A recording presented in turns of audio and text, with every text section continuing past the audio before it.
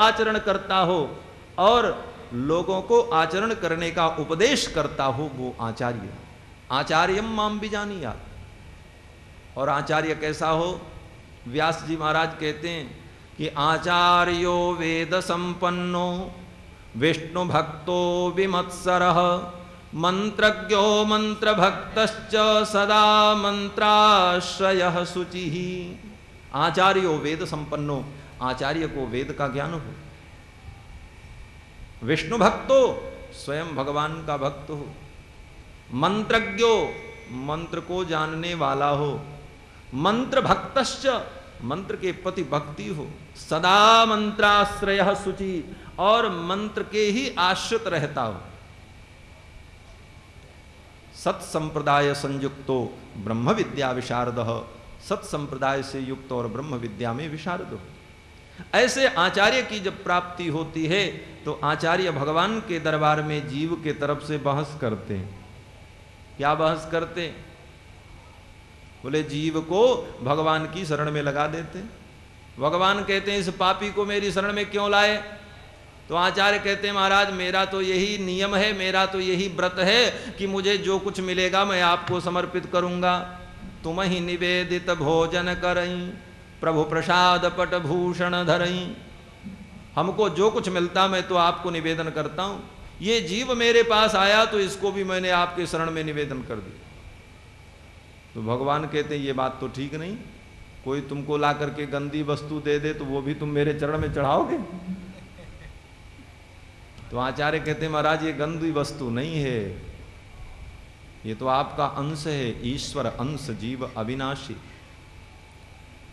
भगवान कहते हैं नहीं नहीं ले जाओ, इस पापी को मेरे गले में मत डालो। तो भगवान कहते हैं देखो, आचार्य कहते हैं भगवान एक प्रश्न का आप उत्तर दो।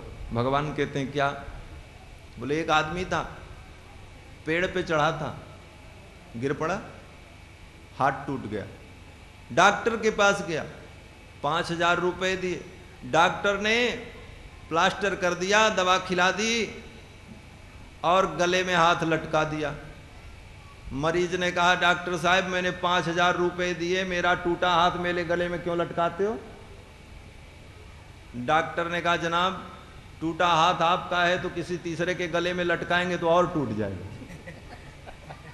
जिसका हाथ टूटा उसी के गले में लटकाएंगे। आचार्य कहते हैं महाराज ये तो आपका अंग है।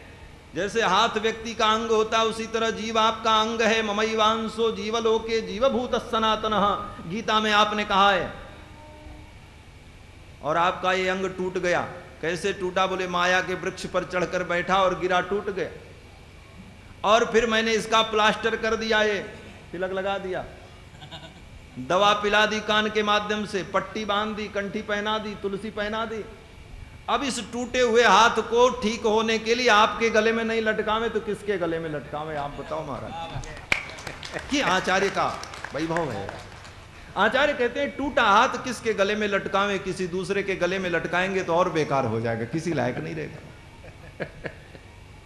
भगवान कहते हैं अच्छा मेरे गले में लटका दो। तो मेरे गले में लटकाने का ये अधिकार आपको किसने दिया? तो आचार्य कहते हैं ये अधिकार मुझे परंपरा से प्राप्त हुआ है। सीतानाथ समारंभाम रामानंदार्य मध्यमाम अस्मदाचार्य पर्यंताम वंदे गुरु परंपराम। इस गुरु परंपरा से ये अधिकार मुझको प्राप्त है। लक्ष्मीनाथ समारंभाम नाथ यामुन मध्यमाम अस्मदाचार्य पर्यंताम वंदे गुरु परंपराम। इस परंपरा से ये अधिकार मुझे प्राप्त है। मेरे आचार्यों ने मुझको अधिकार दिया है। ये आचार्य का वैभव है। लेकिन आचार्य की प्राप्ति भगवान की कृपा से होती है। आचार्य खोजने से नहीं मिलते। सतुआ पिसान बांध के घूमा कि आचार्य के खोज हैं तो आचार्य नहीं मिलने वाले। एक सज्जन मिले, बोले महाराज हम तो बहुत दिन से गुरुजी को ढूंढ रहे हैं, कोई गुरुजी हमको मिले ही नहीं। हमने कहा भैया भारत देश तो गुरुओं का देश है, ये जगत गुरु है। और यहाँ तो कितने जगत गुरु हैं, चारों दिशाओं में 4 जगत गुरु बैठे हुए हैं, जगत गुरु शंकराचार्य। और तुमको कोई गुरु नहीं मिले भारत जैसे देश में? क्यों नहीं मिले? बोले महाराज गुरुजी तो बहुत मिले लेकिन कोई पसंद नहीं आए। मैं गुरु बनाना चाहता हूं लेकिन मुझे कोई बढ़िया गुरु मिले नहीं। हमने कहा गुरु भी बढ़िया होते हैं और खराब होते हैं, इसका निर्णय तुम करोगे, और जब तुम निर्णय कर लोगे कि ये बहुत अच्छे हैं तब उनको गुरु बनाओगे। इसका मतलब तुमने उनको गुरु का सर्टिफिकेट दिया, और चेला जिसको गुरु का सर्टिफिकेट दे वो गुरु नहीं, वो तो चेला का चेला बनेगा। चेला निर्णय करेगा कि गुरु बनने लायक है कि नहीं। इसलिए गुरु को खोजा नहीं जाता, आचार्य भगवान की कृपा से मिलते हैं, और भगवान की कृपा से नहीं अपितु भगवान ही आचार्य के रूप में मिलते हैं। और गुरु मिल जाएं तो गुरु में कभी दोष दर्शन नहीं करना, कैसे भी गुरु हो। कामी ही साधु ही कृष्ण कही, आचार्य कहते हैं कि अगर गुरु जी के अंदर कोई श्रृंगार दोष दिखाई पड़े, काम दोष दिखाई पड़े, तो कल्पना कर लो मेरे गुरुदेव भगवान कृष्ण ही हैं, बहुत लीला करते हैं। और गुरु जी में थोड़ा लोभ दिखाई पड़े तो श्रद्धा समाप्त मत करना, क्योंकि श्रद्धा का ही मूल्य है।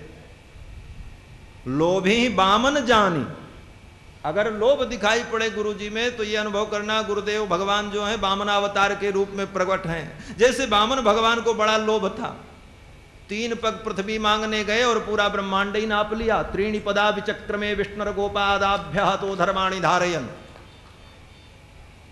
3 पग में सब कुछ नाप लिया। तो लोभ दिखाई पड़े आचार्य में तो अपनी भावना को शुद्ध करना कि आचार्य बामन के स्वरूप हैं, लोभी बामन जानी। और अगर आचार्य में क्रोध दिखाई पड़े तो समझ लेना मेरे गुरुदेव भगवान नरसिंहावतार धारण किए हुए, नरसिंह भगवान की जय बोलना। किसी भी दशा में आचार्य में दोष दर्शन नहीं करना। और मर्यादा दिखाई पड़े तो समझना बस मर्यादा पुरुषोत्तम भगवान राम है मेरे गुरुदेव। गुरुर ब्रह्मा गुरुर विष्णु गुरुर्देवो महेश्वर, इस प्रकार अपने आचार्य में भगवत बुद्धि रखना। लेकिन होता उल्टा है। शास्त्र कहता है गुरु को भगवान समझो, आचार्यम माम बिजानीयात, लेकिन किसके लिए? बोले शिष्य भगवान को, शिष्य जो है गुरुदेव भगवान को भगवान समझे। और होता उल्टा है, गुरु जी स्वयं अपने को भगवान समझ लेते, अब तुम भगवान हो। कुछ बातें ऐसी हैं जो किसके समझने के लिए हैं वो नहीं समझता, और जिसके समझने के लिए नहीं है वो समझ लेता है। जैसे शास्त्र में लिखा है कि पति परमेश्वर होता है, ये किसको समझना? पत्नी को समझना कि पत्नी पति को परमेश्वर समझे। और कोई पति समझ ले हम परमेश्वर हो गए तो ये मूर्खता होगी। वो परमेश्वर नहीं, पत्नी का भाव है कि वो पति को परमेश्वर समझे। उसी प्रकार शिष्य का धर्म है कि शिष्य अपने आचार्य को भगवान समझे। और गुरु जी महाराज स्वयं अपने को भगवान मान लें तो ये अनुचित होगा। कहने का भाव कि आचार्य के सारे लक्षण हैं तो भक्त भक्ति भगवंत गुरु चतुर नाम बपु एक, इनके पद वंदन किए नासई विघ्न अनेक। इन चारों की वंदना की श्री नाभादास जी महाराज ने, और फिर अपने गुरुदेव भगवान की आज्ञा का पालन किया। श्री नाभादास जी महाराज के गुरुदेव श्री अग्रदेवदास जी महाराज राजस्थान के जयपुर में गलता गादी में विराजते। जयपुर के सन्निकट में गालो महर्षि का आश्रम है, जिस आश्रम को वर्तमान समय में गलता गद्दी कहते हैं। उस गालो महर्षि के आश्रम में ही श्री अग्रदेवदास जी महाराज रहते थे। और अग्रदेवदास जी महाराज कृष्णदास पैहारी जी के कृपा पात्र शिष्य थे। अग्रदेव जी ने आज्ञा दी है नाभादास जी को, अग्रदेव आज्ञा दई संतन को जस गाओ, भवसागर के तरन को नाहिन और उपाओ।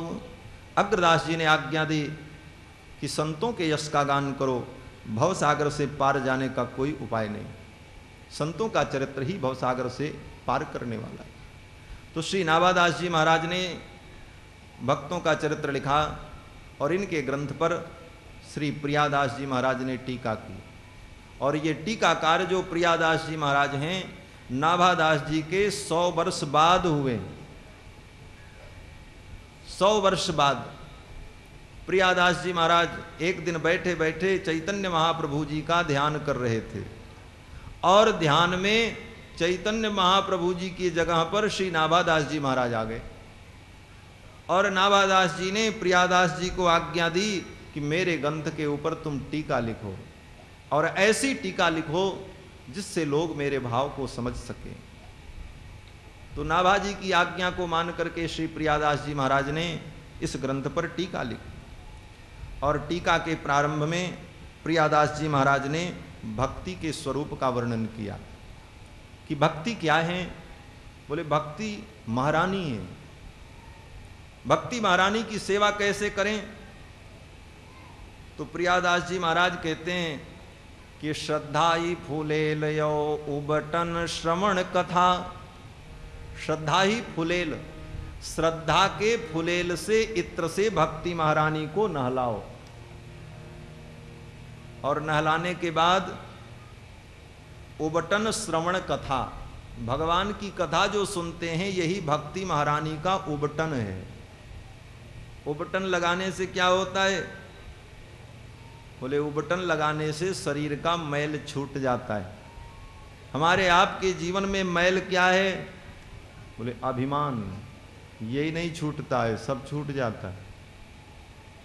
मैल रूपी, अभिमान रूपी मैल को छुड़ाने के लिए कथा रूपी उबटन लगाओ भक्ति महारानी को। श्रद्धाई फूले लयो उबटन श्रवण कथा, मैल अभिमान अंग अंगनी छुड़ाइए। मैल रूपी अभिमान को श्रवण कथा के द्वारा, कथा श्रवण के द्वारा छुड़ा करके साफ करें और फिर मनन सुनीर अनहवाए अंगुछाए दया। मनन सुनीर, भगवान की कथा का जो मनन है उस मनन के सुंदर जल से स्नान कराइए। मनन सुनीर अनहवाए अंगुछाए दया, और दया रूपी अंगोछा से भक्ति महारानी को पोछिए। मनन सुनीर अनहवाए अंगुछाए दया, नवनी बसन। कौन सा कपड़ा पहना में? बोले नवनी, नम्रता का कपड़ा। भक्ति महारानी का वस्त्र क्या है? नम्रता। जब तक नम्रता नहीं आएगी तो भक्ति जो है उघड़ी रहेगी। भक्ति को वस्त्र से आच्छादित करना है तो नवनी रूपी वस्त्र हो। नवनी बोले तो नम्रता, और नम्रता में ही भक्ति है, अभिमान में भक्ति नहीं है। और जिसके अंदर नम्रता है वही भगवान के लायक होता है। महाराज श्री कथा में सुनाते हैं, सारी वानर सेना सुग्रीव जी के कहने पर भगवान श्री राम की सेवा में उपस्थित हुए। तो भगवान ने विचार किया सबका नाम जरा जान ले तो आज्ञा करने में सुविधा होगी। स्वामी अगर सेवक का नाम नहीं जानेगा तो आज्ञा कैसे देगा? तो सुग्रीव ने कहा एक एक बानर जाओ और जाकर के प्रभु को प्रणाम करो और अपना परिचय दो। सभी बानर आने लगे। किस प्रकार आते हैं? बोले बानर तो बानर है, एक दूसरे को ढकेल कर, किसी के अंदर नम्रता नहीं है, सब एक दूसरे को ढकेल कर आगे आना चाहते हैं भगवान को प्रणाम करने के लिए। और आकर के प्रणाम किया। भगवान ने सबको आशीर्वाद दिया और सबसे कुशल क्षेम भी पूछा। श्री गोस्वामी जी महाराज कहते हैं कि अस कपि एक न सेना माही, राम कुशल पूछी जिन नाही। एक भी बंदर ऐसा नहीं था जिससे भगवान ने कुशल समाचार न पूछा हो। सबका हाल पूछा, सबके नाम पूछे। कितने वानर थे? बोले पद्म 18 जूथब बंदर, 18 पद्म तो सेनापति थे। अब सेना कितनी रही होगी? बोले मूर्ख सो जो करन चहले, कौन गिनेगा महाराज। इतने बंदरों से भगवान ने नाम पूछा, परिचय पूछा, लेकिन किसी से भगवान ने ये नहीं कहा कि तुम सीता जी का पता लगाओ। भगवान जान गए सब किसी काम के नहीं, सब फर्जी, केवल दौड़ दौड़ करके आ रहे हैं। नम्रता किसी में है नहीं। जिसके अंदर नवनी नहीं होगी वो सेवा नहीं कर सकता।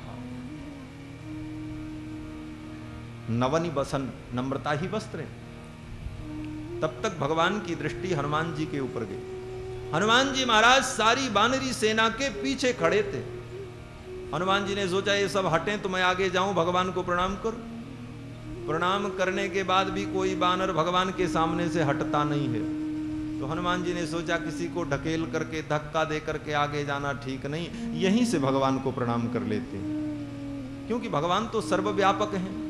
हरि व्यापक सर्वत्र समान, अंतर्बहिश्च तत्सर्वं व्याप्य नारायण स्थितः, वासनाद् वासुदेवस्य वासितं भुवनत्रयम्। वो सर्वत्र है, यहीं से प्रणाम कर लेते। हनुमान जी महाराज ने वहीं से प्रणाम किया। पाछे पवन तनय सिरुनावा, पाछे पवन तनय सिरुनावा, काज प्रभु निकट बुलावा, जानि काज प्रभु निकट बुलावा। पाछे पवन तनय सिरुनावा, जान काज प्रभु निकट बुलावा। भगवान ने कहा आ जाओ आ जाओ, यही काम लाएगा। जिसके अंदर इतनी नम्रता हो। पीछे से प्रणाम किया हनुमान जी महाराज ने। भगवान जान गए यही काम लायक वानर है। भगवान ने हनुमान जी को बुलाया। कर मुद्रिका दीन जन जानी, परसा शीस सरोरुह पानी। भगवान ने अपने कर कमल को हनुमान जी के मस्तक पर पधराया और मुद्रिका दी। बोले हनुमान तुम श्री जानकी जी का पता लगा सकते हो, जाओ। तो नवनी, ये नम्रता ही भक्ति का वस्त्र है, श्रृंगार है। देखो भगवान कृष्ण एक दिन भूख लगी तो माखन खाने के लिए भंडार घर में चले गए। एकांत था, कोई था नहीं, और मैया यशोदा ने अनेक मटकियों को रखा था। एक मटकी, उसके ऊपर दूसरी, तीसरी, चौथी, पांचवी, और सब में माखन भरा था। लेकिन भगवान का हाथ ऊपर वाली मटकी पर नहीं पहुंचा। तो भगवान श्री कृष्ण ने क्या किया? बोले नीचे बैठकर नीचे वाली मटकी को दोनों हाथ से पकड़ लिया और सोचने लगे इसको खींच लें, बस काम बन जाए। नीचे वाली मटकी पर भगवान कृष्ण का हाथ गया, ऊपर नहीं गया। क्यों? बोले है तो सब माखन, लेकिन जिसके अंदर इतना गर्व है, जो इतना ऊंचा है, वहां तक भगवान का हाथ नहीं जाता। जिसके अंदर नवनी है वहां भगवान का हाथ पहुंचता है। भगवान ने माखन की मटकी को अपने हाथ से पकड़ा। उस सब में तो माखन ही थे। माखन बोले तो भगवान के भक्त। तो उन भक्तों ने सोचा जिसके लिए मैंने सब कुछ छोड़ा, आज ऊपर बैठने के कारण वो मुझसे दूर हो रहा है, मुझे भी नीचे चलना चाहिए। ज्यों ही भगवान ने नीचे की मटकी खींची, तड़ाक से सब नीचे आ गए। सबके अंदर जब नम्रता आ गई, सब विनम्र हो गए। तो भगवान श्री कृष्ण ने खूब प्रेम से माखन भोग लगाया। नवनीत भगवान को इसीलिए प्रिय है। नवनीत का मतलब जिसके अंदर नम्रता हो, जिसके अंदर नवनशीलता हो, वो नवनीत है। तो भक्ति महारानी का वस्त्र नवनी। नवनी बसन पन शोधो ले लगाई, आभरण नाम हरि। और भक्ति महारानी का आभरण क्या है? आभरण बोले तो आभूषण। बोले आभरण नाम हरि। भगवान हरि का नाम ही भक्ति महारानी का आभरण है। खूब नाम जप करें, चलते फिरते भाय कुभाय अनख आलसहु, नाम जपत मंगल दिशि। भगवान नाम जप ये भक्ति का आभरण है। आभरण नाम हरि, साधु सेवा कर्ण फूल। भक्ति महारानी के कान के कुंडल क्या हैं? बोले साधु सेवा। संत आवे तो उनकी सेवा करो। साधु की सेवा नहीं हुई तो कितनी भी भक्ति करो, सब बेकार है। क्या बात है? कर्णफूल साधु सेवा।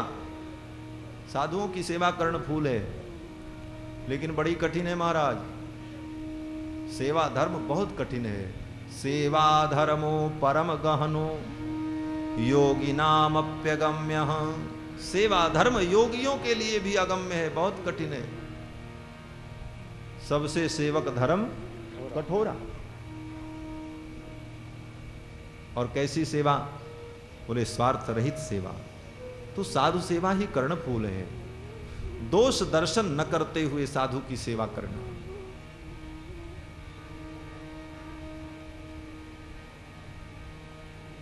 और साधु की कभी अवज्ञा नहीं करना, यही भक्ति महारानी का कर्णफूल है। एक महंत जी थे, उनके मठ में कोई साधु पहुंच गए, ऐसे अभ्यागत साधु, प्रसाद पाए, प्रसाद पा करके अपनी पत्तल वहीं छोड़ करके उठ गए। तो महंत जी को क्रोध आ गया। महंत जी ने कहा, ये पत्तल तुम्हारा, अब क्या बोलना, बोले वो उठाएगा? तो महात्मा भी महात्मा ही ठहरे, महात्मा तो महात्मा होते महाराज। मस्त राम मस्ती में आग लगे बस्ती में, साधु की मस्ती तो अलग की होती महाराज। महात्मा ने कहा, ये मठ क्यों बनाए हो? बोले संत की सेवा के लिए। बोले तो सेवा तो यही है, उठाओ पत्तल, हम तो चले। संत सेवा के लिए मठ बनाया तो पत्तल उठाओ। महंत जी को क्रोध आ गया और महंत जी ने कुछ अपशब्द कह दिए, साधु को दुख हो गया और ऐसा अपराध बना महाराज, उन महंत जी को चर्मरोग कुष्ठ हो गया। मैंने अपनी आंखों से देखा है, नाम नहीं लेना, कभी अंतरंग चर्चा करेंगे। संत की सेवा का बहुत फल है और संत के अपराध का बहुत बड़ा दंड है। भगवान कहते हैं कि मुझे कोई कुछ कह दे तो मुझे कष्ट नहीं होता, निज अपराध रिसाई न काऊ। कोई भगवान का अपराध कर दे तो भगवान को क्रोध नहीं आता, लेकिन संत का अपराध कर दे तो भगवान को सहन नहीं होता। जो अपराध भगत कर करई, राम रोष पावक सो जरई। वो राम जी के रोष रूपी अग्नि में जल जाता है। तो साधु सेवा ये कर्णफूल है, साधु सेवा कर्णफूल।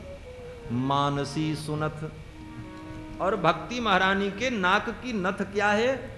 बोले मानसी, मानसी सेवा।